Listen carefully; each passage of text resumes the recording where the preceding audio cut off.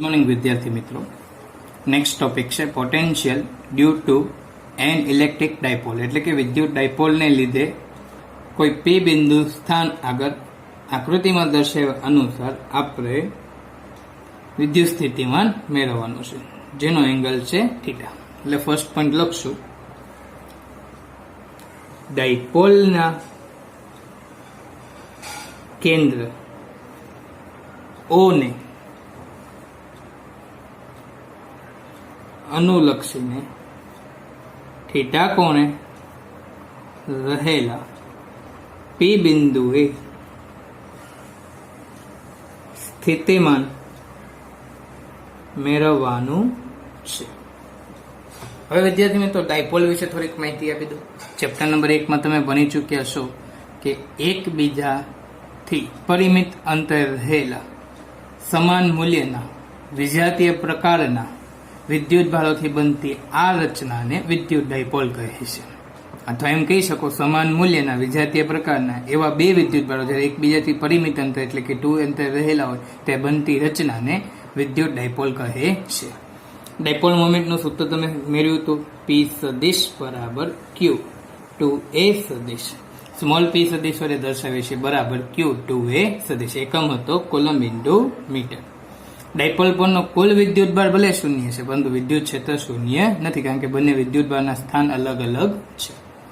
હવે મિત્રો, આપણે પી બિંદુ પાસે સ્થિતિમાન મેળવવું છે, તો બે વિદ્યુત ભારો પ્લસ Q અને માઇનસ Q, બે વિદ્યુત ભારો અનુક્રમે પ્લસ Q અને માઇનસ Q ને કારણે પી બિંદુએ સ્થિતિમાન Vp બરાબર V plus Q plus V minus Q થશે. તેથી આપણે જાણીએ છીએ એક વિદ્યુત ભારને કારણે અથવા બિંદુ વિદ્યુત ભારને કારણે ઉદ્ભવતું વિદ્યુત ક્ષેત્ર, ધારો કે પ્લસ Q1 થી P સુધીનું અંતર છે R1, માઇનસ Q લઈને P સુધીનું અંતર છે R2. તેથી લખી શકીએ પ્લસ Q વિદ્યુત ભારને કારણે ઉદ્ભવતું વિદ્યુત સ્થિતિમાન K plus Q upon R1. હવે માઇનસ Q છે, તેથી વત્તે છે ઓછા K Q અપોન R2. અહીંયા માઇનસ કરીને અહીંયા પ્લસ લખી શકો છો, પણ મેં ડાયરેક્ટ લખી નાખ્યું છે. તેથી કે Q કોમન કાઢશું, કૌંસમાં 1 upon R1 minus 1 upon R2. એટલે મારે R1 અને R2 ની વેલ્યુ મેળવવાની છે. હવે આ પી બિંદુ ઉગમ બિંદુની સાપેક્ષે R સ્થાને રહેલું છે. પી બિંદુ ઉગમ બિંદુની સાપેક્ષે, એટલે કે ઉગમ બિંદુ O ની સાપેક્ષે R અંતરે રહેલું છે. હવે મિત્રો, એક અહીંયા એવી મેથડનો ઉપયોગ કરશું, તેનું બેઝિક ઇન્ફોર્મેશન આપી દઉં. જ્યારે કોઈ આવી બે લાઈન છે,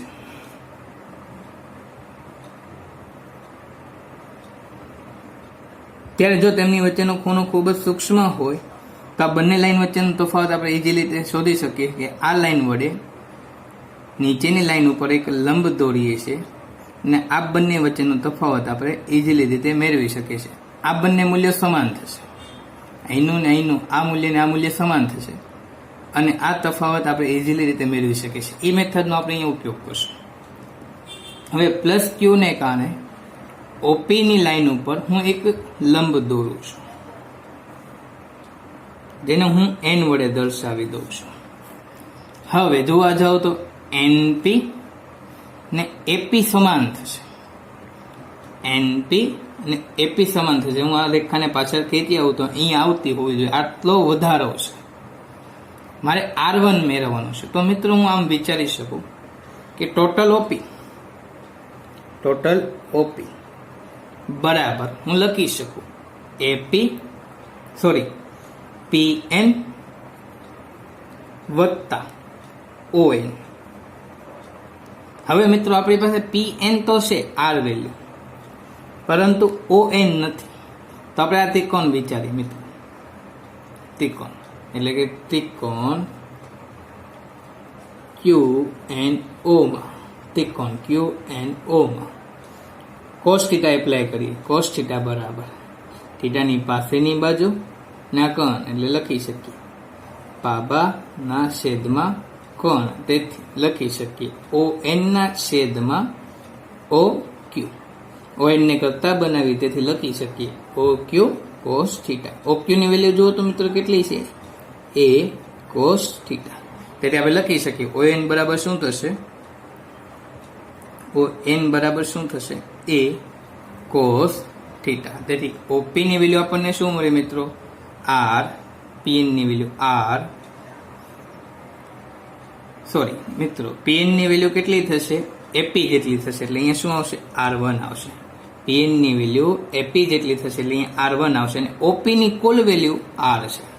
તેથી આપણે લખી શકીએ મિત્રો R બરાબર R1 વત્તા A cos થીટા.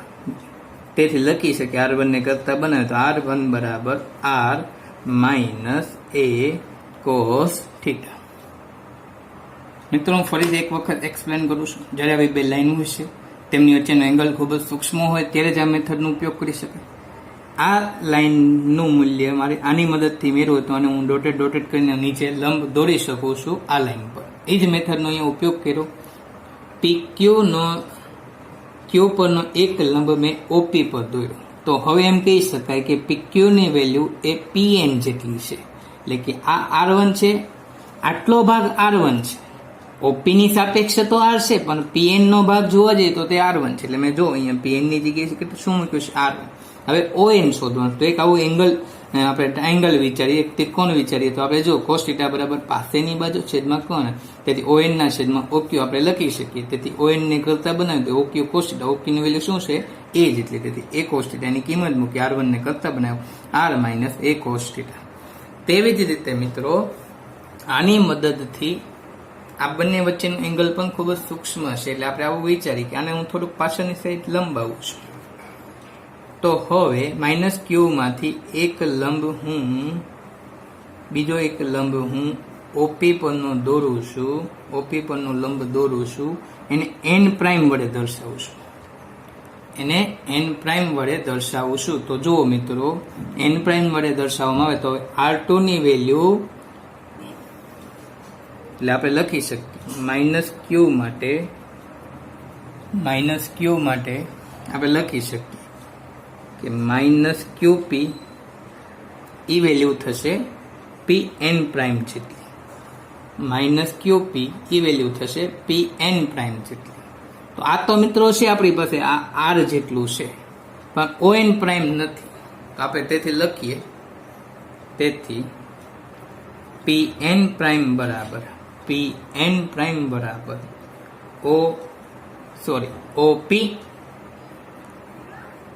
OP વત્તા ON પ્રાઇમ, આવું આપણે લખી શકીએ છીએ. તેથી મિત્રો ON પ્રાઇમ મેળવવા માટે આ થીટા છે, તો અહીંનો એંગલ પણ થીટા હશે. તો ત્યાંનું cos θ વિચારે તો ત્રિકોણ માઇનસ QN પ્રાઇમ O માં cos θ બરાબર પાસેની બાજુ ON prime upon Karna minus QO.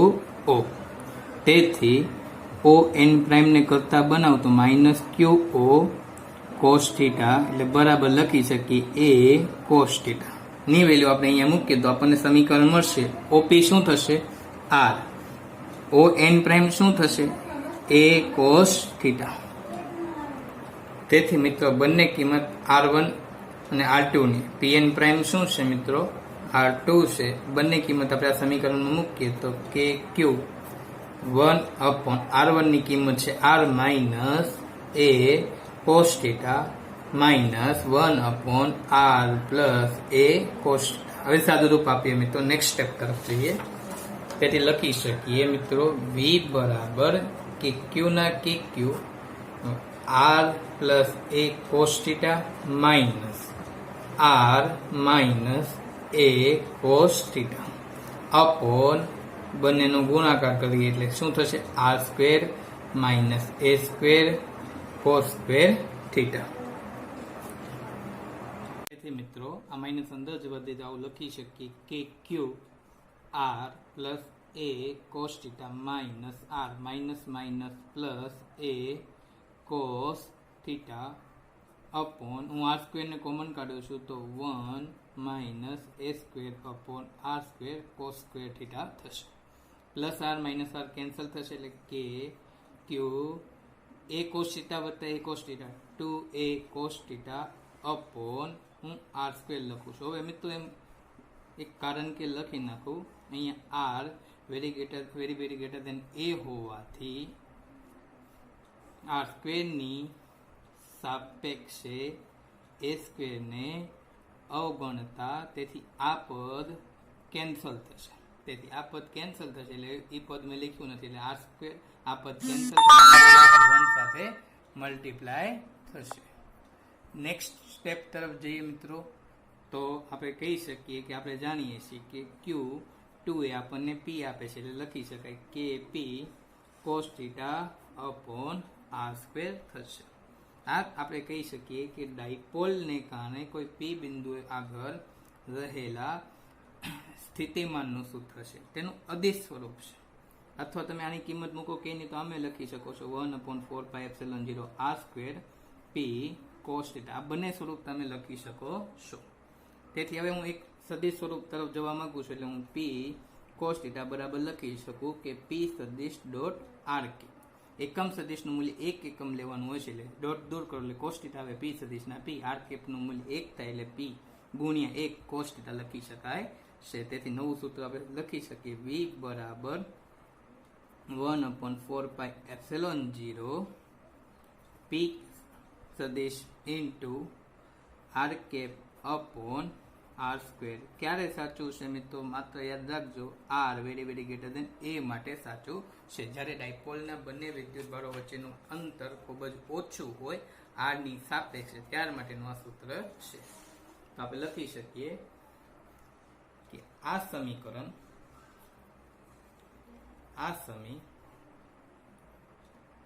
ડાયપોલના પરિમાણની સરખામણીમાં મોટા અંતરો માટે જ સન્નિકટ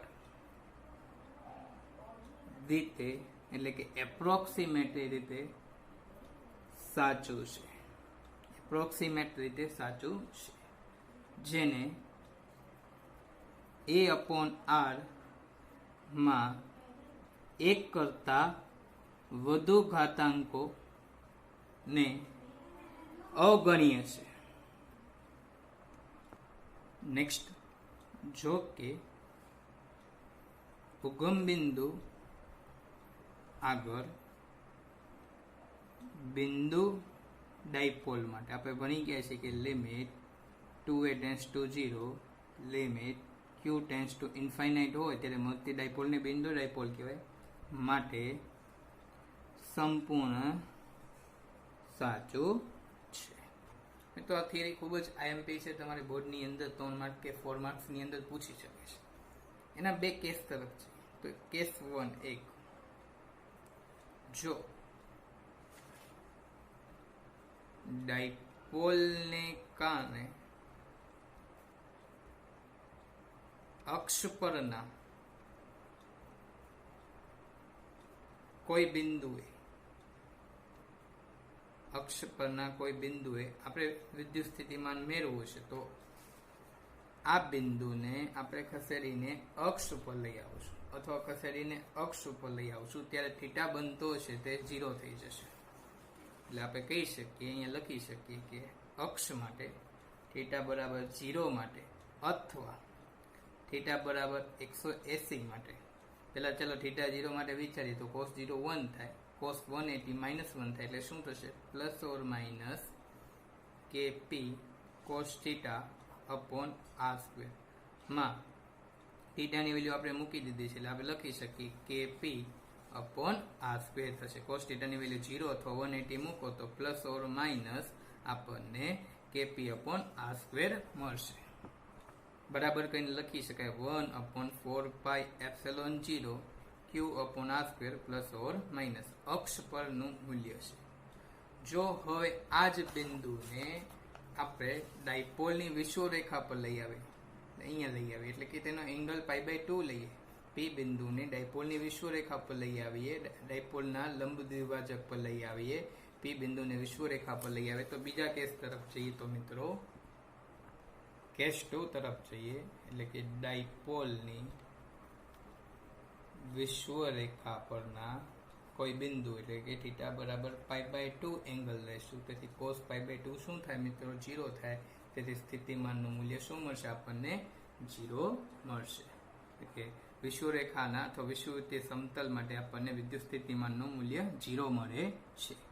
ડાયપોલનું સ્થિતિમાન એ માત્ર r પર જ આધાર રાખતું નથી. સ્થાન સદિશ r સદિશ અને p વચ્ચેના ખૂણા પર આધાર રાખે છે એમ કહી શકાય કે ડાયપોલ દ્વારા મળતું સ્થિતિમાન માત્ર r પર આધારિત નથી.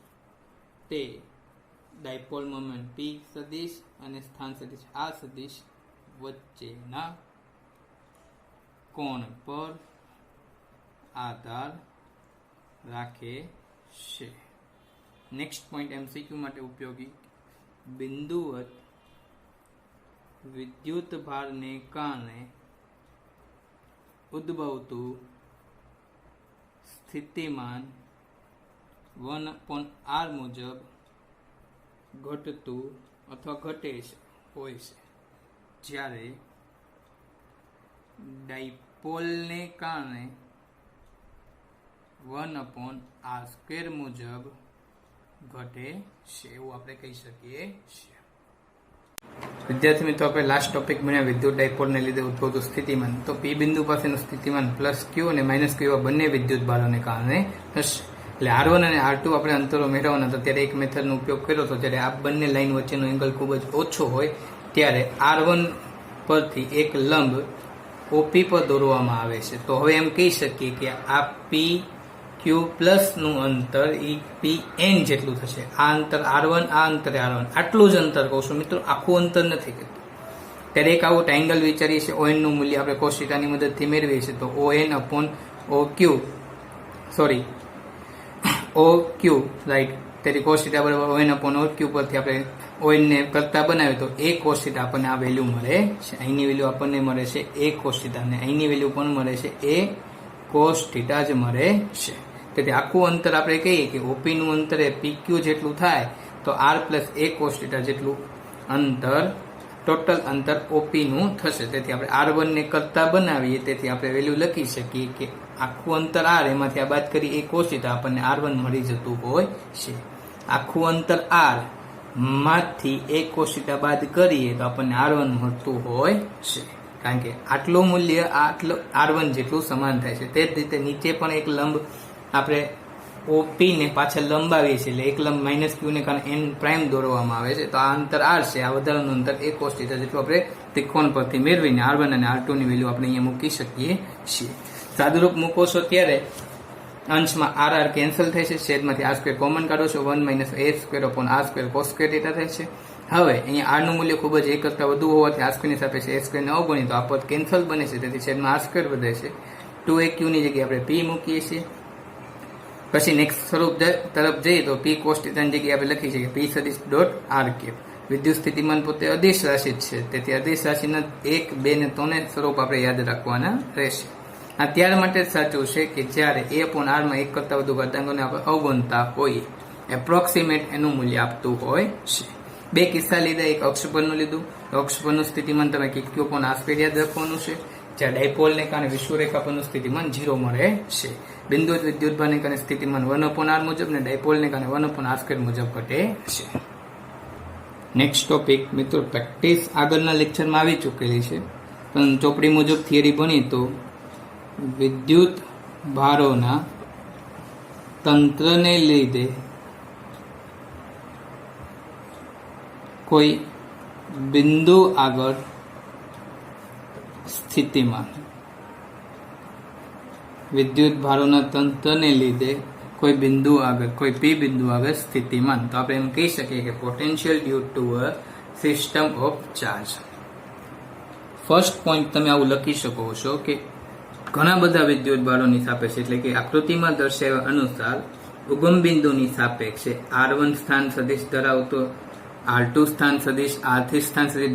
Rn સ્થાન સદિશ ધરાવતા વિદ્યુત ભારો અનુક્રમે Q1, Q2, Q3 Qn વિદ્યુત ભારો ગોઠવેલા છે. હવે કોઈ P બિંદુ આગળનું આપણે સ્થિતિમાન શોધવા માટે દરેક વિદ્યુત ભારોથી મળતા સ્થિતિમાનનો શું કરવો પડે? સંપાતમાન સિદ્ધાંતની આધારે માત્ર બેઝિક સરવાળો.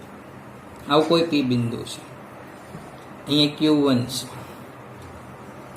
અહીં આપણે કહી શકીએ મિત્રો કે Q5 છે, અહીંયા કહી શકીએ Q4 છે, અહીંયા મિત્રો કહી શકીએ Q3 છે, અહીંયા મિત્રો કહી દઈએ Q2 છે. આ બધા જ વિદ્યુત ભારોને કારણે P બિંદુ આપણે સ્થિતિમાન મેળવવું છે તો દરેક વિદ્યુત ભારોના સ્થિતિમાનનો બેઝિક સરવાળો કરવાનો રહેશે.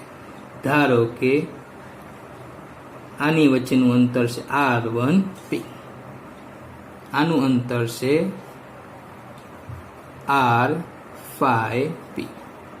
ઉગમ બિંદુની સાપેક્ષે આનું R1, આનું R5, આનું R4, આનું R3 અને આનું R2. આ બંને વિદ્યુત ભારો વચ્ચેનું સ્થાનાંતર સદિશ લખીએ છીએ, સ્થાનાંતર વચ્ચેનું મૂલ્ય લખીએ છીએ. આ થશે R4P.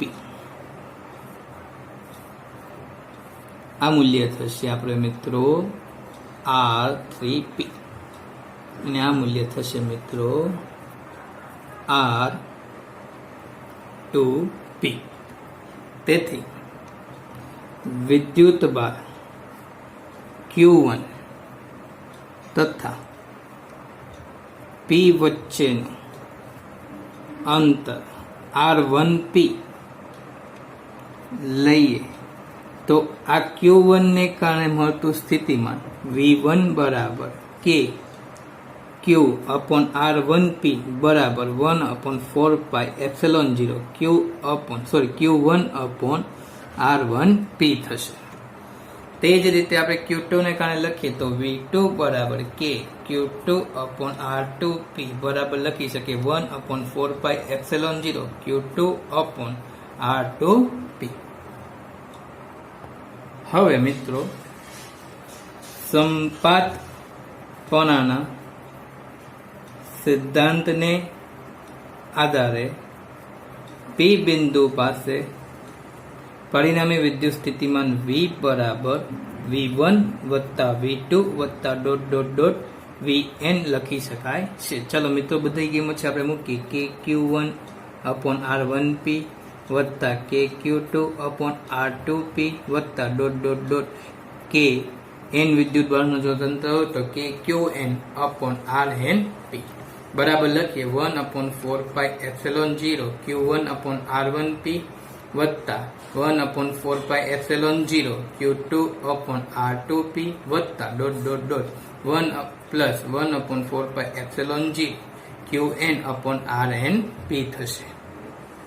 હવે જે વસ્તુ આપણે અહીંથી અચળ કાઢી શકતા તે મિત્રો કાઢીએ તો 1/4πε0 અચળ કાઢી શકીએ છે, કોમન કાઢી શકીએ છીએ. તેથી લખી શકીએ 1/4πε0 Q1 upon R1P વત્તા Q2 upon R2P વત્તા ... Qn upon RnP બરાબર આપણે લખી શકીએ. જો આ n પદોનો સરવાળો છે તેથી લખી શકીએ 1/4πε0 સિગ્મા I બરાબર 1 થી n બરાબર Qi upon RIP લખી શકીએ છીએ. I બરાબર 1 થી n વેલ્યુ આપણે અહીંયા મૂકી 5 પદોનો સરવાળો તો 5 પદો સુધીની કિંમત 1 2 3 4 5 મૂકવાની રહેશે. આ તેનું સૂત્ર મેળવ્યું. n વિદ્યુત ભારોના બનેલા તંત્રનું P બિંદુ પાસે સ્થિતિમાનનું આપણે આ સૂત્ર મેળવ્યું. મિત્રો હજી એનું એક બીજું સ્વરૂપ અહીંયા દર્શાવી દઈએ. આપણે આ રીતે લખી શકીએ જો P બિંદુનું સ્થાન સદિશ R સદિશ ઉગમ બિંદુની સાપેક્ષે આ P બિંદુનું સ્થાન સદિશ જો આ સદિશ હોય તેથી લખી શકીએ કે VP બરાબર કયા સ્થાન સદિશ આગળ? આ સ્થાન સદિશ આગળ 1/4πε0 સિગ્મા I બરાબર 1 થી n Qi upon આનું મૂલ્ય લઈએ તો આપણે લખી શકીએ R સદિશ માઇનસ RI સદિશ નું માનાંક. કારણ કે અહીંયા મૂલ્ય છે એટલે આપણે અહીંયા મૂલ્ય લખવાનું રહેશે. તો આ સ્વરૂપ પણ તમે મિત્રો યાદ રાખી શકો છો. કન્ટિન્યુઅસ ચાર્જ ડિસ્ટ્રીબ્યુશન એટલે કે विद्युत भारना सतत वितरण ने लीधे उद्भवतु कोई बिंदु आगळनो स्थितिमान। આપણે આવો એક પદાર્થ વિચારીએ, એક આવો પદાર્થ વિચારીએ જેના પર વિદ્યુત ભાર સતત પથરાયેલો છે। ઉગમ બિંદુની સાપેક્ષે તેનું સ્થાન સદિશ આપણે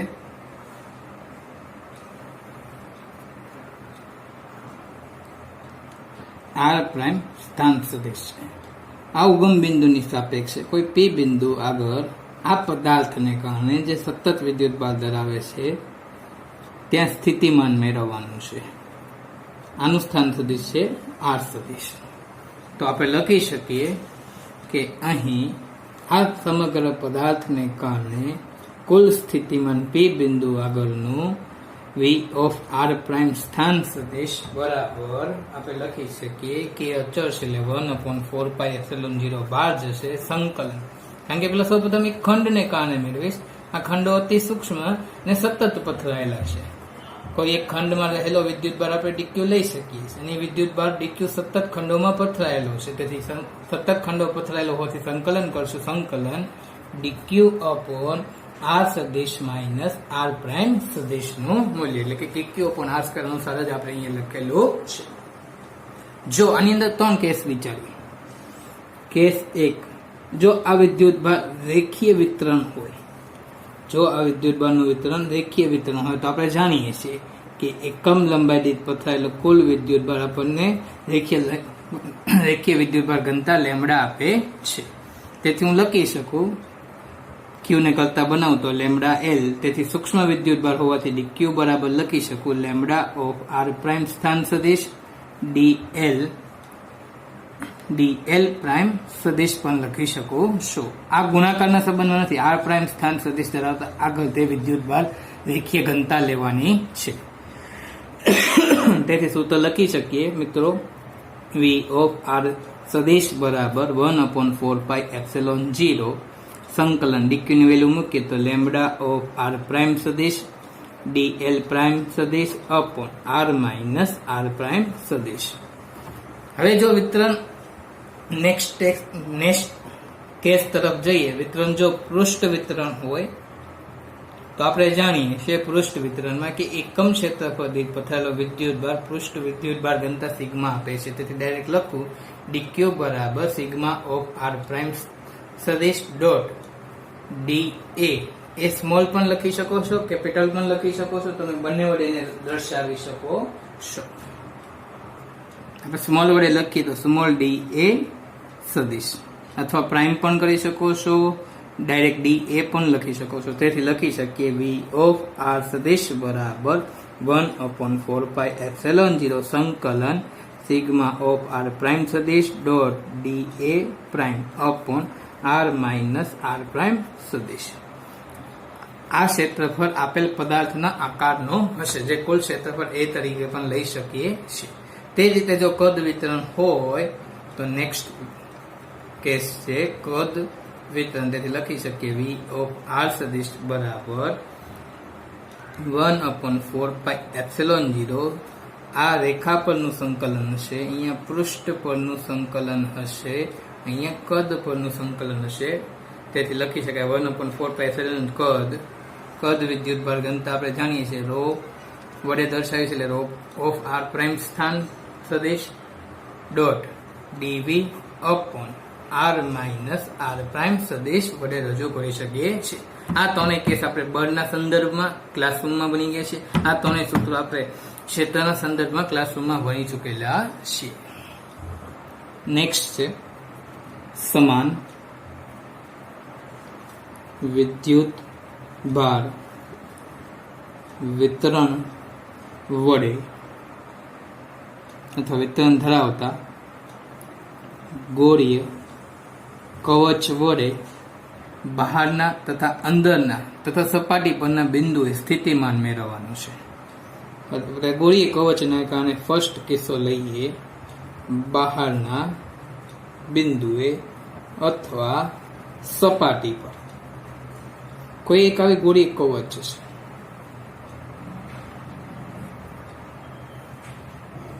કવચ પર આ રીતે વિદ્યુત ભારનું વિતરણ આપણે ધારી શકીએ છીએ. કવચ પરનું આ રીતે વિદ્યુત ભાર વિતરણ થઈ શકે. તો આ વિદ્યુત ભાર વિતરણ એક કોઈ બિંદુમાં બિંદુવત વિદ્યુત ભાર તરીકે વર્તતું હોય ત્યારે સપાટી પર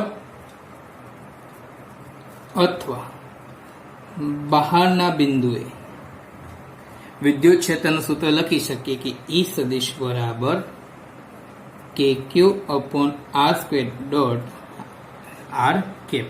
ક્યારે? ત્યારે આ R નું મૂલ્ય તેની ત્રિજ્યા જેટલું, ધારો કે તેની ત્રિજ્યા R છે, તેના માટે કે તેનાથી બહારના કોઈ પણ અંતર માટે સાચું છે. હવે સપાટી પર કે સપાટીથી બહારના કોઈ બિંદુએ આપણે સ્થિતિમાન મેળવવું છે, તો આપણે સાબિતી દર્શાવીએ તો આપણે એમ કહી શકીએ કે બહારના કોઈ બિંદુએ સ્થિતિમાન કોઈ પી બિંદુ ધારી તો લખી શકીએ કે VP બરાબર માઇનસ ઇન્ફાઇનાઇટ થી આ R. આ સ્મોલ r કયું મૂલ્ય છે? કેપિટલ R જેટલું કે તેનાથી વધુ. એટલે ઇન્ફાઇનાઇટ થી કાં તો R અંતર જે કેપિટલ R જેટલું છે કે તેનાથી વધુ અંતર લાવવાનું છે. તેથી VP બરાબર માઇનસ ઇન્ફાઇનાઇટ થી R E સદિશ ડોટ dr સદિશ. હવે મિત્રો આપણે બંનેની કિંમત મૂકીએ તો આપણે એમ કહી શકીએ માઇનસ ઇન્ફાઇનાઇટ થી R E સદિશની કિંમત મૂકીએ કે Q અપોન R square R cap, dr સદિશની કિંમત મૂકીએ dr R cap. R cap R cap 1 થાય, તેથી કે Q અચળ છે, બાર વયા જશે, એટલે માઇનસ KQ સંકલન ઇન્ફાઇનાઇટ થી R dr upon R square. આજનું જાણીએ છીએ -1 અપોન R થાય, તેથી લખી શકીએ minus KQ minus 1 upon R infinite થી R. તેથી માઇનસ માઇનસ પ્લસ KQ કૌંસમાં અપર લિમિટ મૂકશું 1 અપોન R નિયમના માઇનસ, ત્યારબાદ લોઅર લિમિટ મૂકશું infinite 1 upon R. 1 upon infinite શું થાય મિત્રો? 0 થાય. તેથી શું મળે? KQ upon R. તેથી કોઈ પણ બહારના બિંદુએ રહેલું સ્થિતિમાન આ R બરાબર કાં તો કેપિટલ R હોય કાં તેનાથી વધુ હોય, તેના દરેક બિંદુ માટે આપણને વિદ્યુત સ્થિતિમાનનું સૂત્ર મળે છે KQ અપોન R. મિત્રો સાબિતી દર્શાવવાની જરૂર નથી, પણ યાદ રાખવાનું છે કે સપાટી પર કે સપાટી બહારના કોઈ પણ બિંદુએ વિદ્યુત સ્થિતિમાનનું મૂલ્ય KQ અપોન R. તો સપાટી માટે લખી શકીએ કે સપાટી માટે R બરાબર R હોવાથી V બરાબર KQ અપોન કેપિટલ R. હવે ત્યારબાદ અંદરના બિંદુએ લઈએ. ત્યારબાદ અંદરના કોઈ પણ બિંદુએ આપણે સ્થિતિમાન મેળવવું છે, તો વિચારો મિત્રો, અંદરના દરેક બિંદુએ આપણે વિદ્યુત ક્ષેત્ર તો શૂન્ય છે. એક ગાઉસીયન પૃષ્ઠ વિચારવામાં આવે અંદરની સપાટી, તો ઘેરાતો વિદ્યુત ભાર શૂન્ય છે, તેથી ફ્લક્સ શૂન્ય છે, તો અહીંયા વિદ્યુત ક્ષેત્ર શૂન્ય છે. અંદરના કોઈ પણ બિંદુએ વિદ્યુત ક્ષેત્ર શૂન્ય છે, એટલે દરેક બિંદુએથી અથવા કોઈ એક બિંદુએથી બીજા બિંદુએ વિદ્યુત ભારને લઈ જવો હોય, એકમ ધન વિદ્યુત ભારને, તો કાંઈ પણ પ્રકારનું કાર્ય કરવું પડતું નથી. એટલે અંદરના દરેક બિંદુએ સ્થિતિમાન મૂલ્ય સમાન છે. તે કેટલું હશે?